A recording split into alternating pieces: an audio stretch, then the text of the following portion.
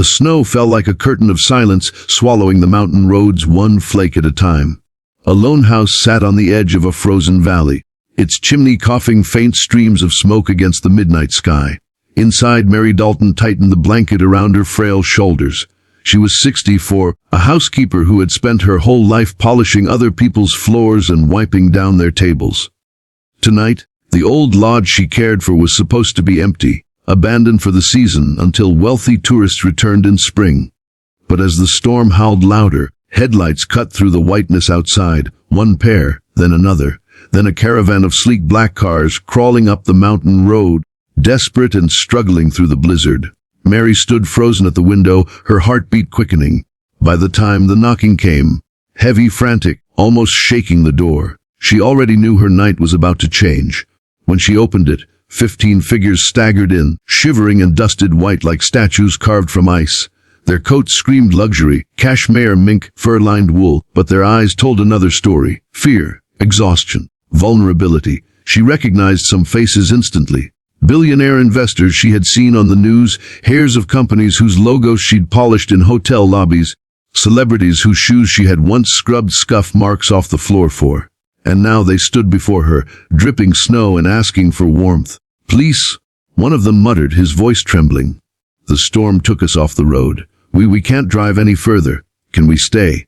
Mary hesitated, her tired eyes flicking from one to the next. 15 millionaires in her small, dusty lodge. She thought of the cupboards half empty, the fireplace running low on wood, her hands aching from arthritis. But she also thought of something else, something her late husband used to say. When someone knocks in the cold, you don't ask who they are. You open the door. So she stepped aside. "Come in. Before I continue this incredible story, if you're already hooked, make sure to hit that like button, comment your thoughts below, and subscribe to Exposed Tales so you never miss these real, raw, and powerful stories. Now let's get back to it." Mary worked through the night. She stoked the fire until her fingers blistered. She brewed pot after pot of weak coffee, stretching what little she had left. She cooked rice and lentils, embarrassed at how humble the meal was compared to what her guests were used to. But the millionaires didn't complain. They huddled on the floor, wrapped in blankets she had mended years ago with clumsy stitches.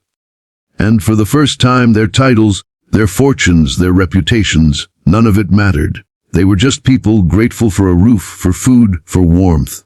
Around midnight, the power flickered out. Darkness swallowed the hall, broken only by the glow of the fireplace. The wind outside shrieked against the shutters. Someone began to hum softly, then another joined in. Before long, 15 of the world's wealthiest men and women sat in a circle, humming, singing old songs they remembered from their childhoods. Mary sat at the edge of the room, watching with tears in her eyes. She had spent a lifetime invisible, cleaning up crumbs left by the powerful, ignored in hotel hallways, thanked only with the briefest nods. But tonight they looked at her, not as a servant, not as a nobody, but as the one who had saved them. When dawn broke, the storm had passed. The sun rose over a world buried in snow, white and endless. Mary rubbed her aching joints and shuffled to the window, ready to see the millionaires drive away, back to their penthouses and private jets. But what she saw made her heart stop.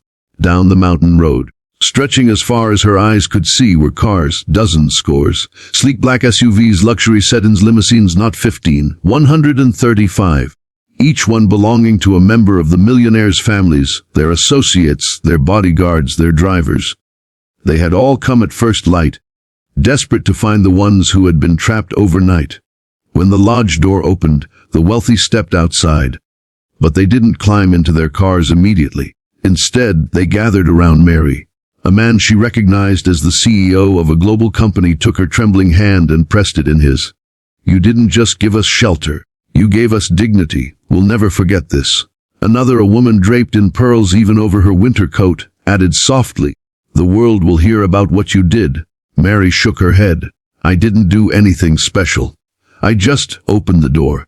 But to them it meant everything. In a world where money could buy almost anything, last night had reminded them of the one thing it couldn't buy: kindness given freely. That week, reporters swarmed the valley, cameras flashed. Headlines screamed about the humble housekeeper who had sheltered 15 of the world's wealthiest during the deadliest snowstorm in years. Overnight, Mary's quiet existence was thrust into the spotlight. Offers poured in, gifts, money, opportunities. Some offered to buy her the lodge itself. Others promised her pensions, medical care, a future free of work. But Mary only asked for one thing. If you want to thank me, then go out and open the door for someone else, someone who has less than you. And they did. Weeks later, foundations were established, shelters funded, charities grew. It became known as the Lodge Promise, a pledge taken by those 15 to never let wealth blind them to humanity again. Mary Dalton lived out her days in that same mountain lodge, no longer lonely, no longer unseen. And every winter, when snow fell heavy on the roof, strangers would knock, some wealthy, some poor, and they would always find the door open. Before we close, if this story touched your heart, please take a moment to like this video, drop a comment about what inspired you most, and subscribe to Exposed Tales. Your support helps us keep bringing powerful stories like this to light. The storm that night didn't just trap 15 millionaires in a forgotten lodge, it set them free. Free from the illusion that money was everything. Free from the pride that kept them separate from ordinary souls. And it reminded the world of a truth too often forgotten. Sometimes the smallest act of kindness, just opening a door, can echo louder than all the wealth in the world.